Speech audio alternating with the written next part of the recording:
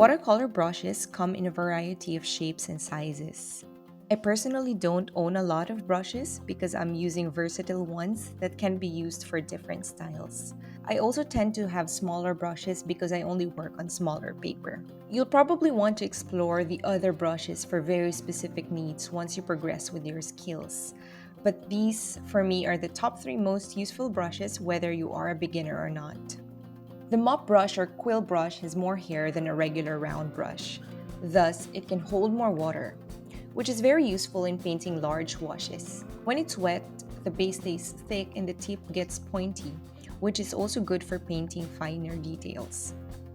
It's very versatile, and at one point I was only using this brush for all my paintings. If you're planning to work on bigger paintings, there are many large mop brushes available in the market. Natural hair can hold more water, but they're definitely much more expensive. Synthetic brushes are cheaper and are more ethically made. This is called a round brush because it has a round base in contrast to the pinched base of a flat brush. I use this round brush to connect all the basic shapes I created for my initial washes. This helps me identify the values of my painting.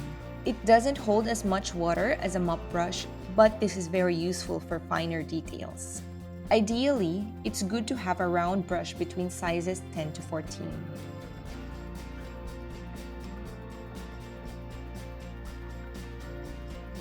I like painting tiny details, so I have a smaller round brush.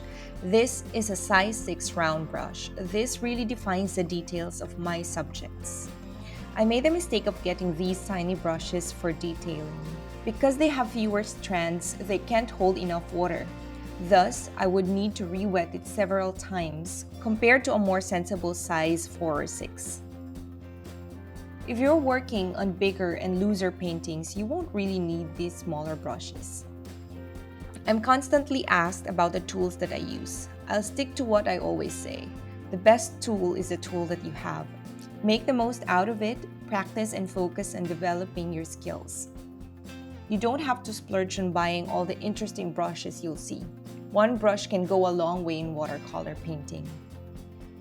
I hope this is helpful. Leave a comment here if you have any questions.